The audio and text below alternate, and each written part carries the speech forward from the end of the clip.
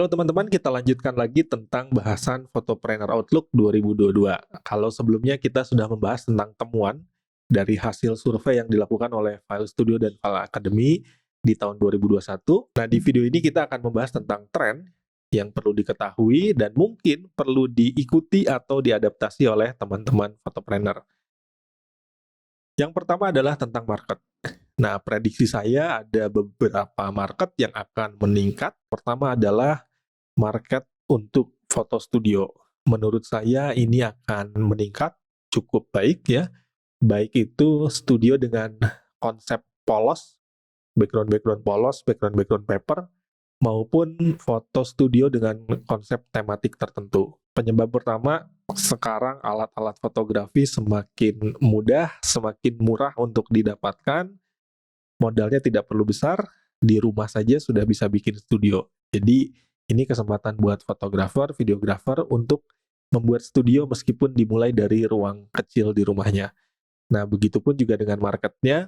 Setelah 2 tahun kurang lebih ya, kita kena pandemi, orang-orang mulai pengen berkumpul, orang-orang mulai ingin makin eksis. Nah, salah satunya adalah dengan pemotretan di studio.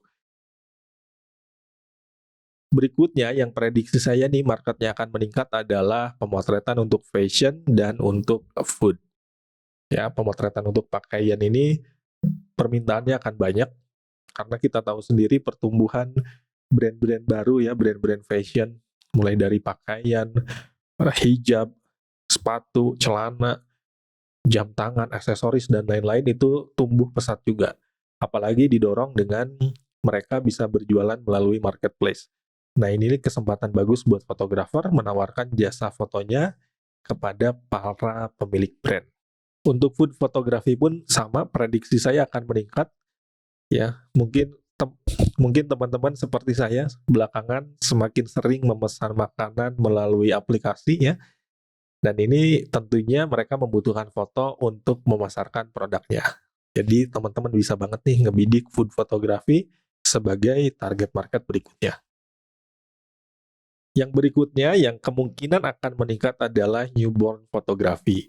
Kalau saya coba mengingat-ingat 5 sampai 7 tahun lalu, newborn fotografi ini masih sangat jarang, tapi belakangan tumbuhnya luar biasa pesat. Nah, kalau teman-teman mau ngebidik newborn fotografi ini, ngebidik market, ibu-ibu yang baru punya anak usia 1 sampai 14 hari ini bisa banget. Kalau teman-teman mau ngebidik newborn fotografi, ini jadi penting nih memperhatikan 3 hal ini. Yang pertama adalah comfort buat si bayi dan buat orang tuanya. Yang kedua safety buat bayi dan orang tuanya. Dan yang ketiga adalah healthy. Ya, ilmu ini saya dapat dari Irma Atamimi. Teman-teman bisa dapetin kelasnya di File Academy itu. Bagaimana cara memotret newborn supaya aman, bersih, dan nyaman juga. Yang berikutnya, yang prediksi saya akan meningkat juga adalah fotografer menawarkan konten. Jadi tidak hanya berpikir sebagai fotografer menghasilkan foto, tapi membuat konten. Ini mulai saya temukan. Teman saya wedding photographer di sebuah kota di Jawa Tengah, dia mulai diorder oleh makeup artist, oleh wedding organizer, untuk membuat konten bagaimana si makeup artist ini dan si WO ini bekerja. Jadi marketnya itu tidak hanya pasangan pengantin nih buat wedding photographer, videographer, tapi juga makeup artisnya bahkan WO-nya. Potensi market yang kemungkinan naik juga di 2022 adalah fotografi pernikahan. Nah, tentu kita tidak berharap ada gelombang baru pandemi lagi ya. Nah, kalau memang pandemi sudah berubah menjadi endemi, besar kemungkinan wedding fotografi akan naik lagi, bakalan panen besar lagi. Kemudian yang menarik juga, ini teman-teman bisa bidik, yaitu portrait fotografi untuk kampanye politik. Tahun 2024, kita bakalan ada pemilu tuh, besar-besaran tuh. Nah, prediksi saya dari pertengahan 2022 ini, para politisi mulai akan membutuhkan foto portrait. Saran saya, teman-teman yang mau membidik market portrait fotografi, jangan hanya dijual sebagai pemotretan foto studio, tapi harus dikemas menjadi portrait session.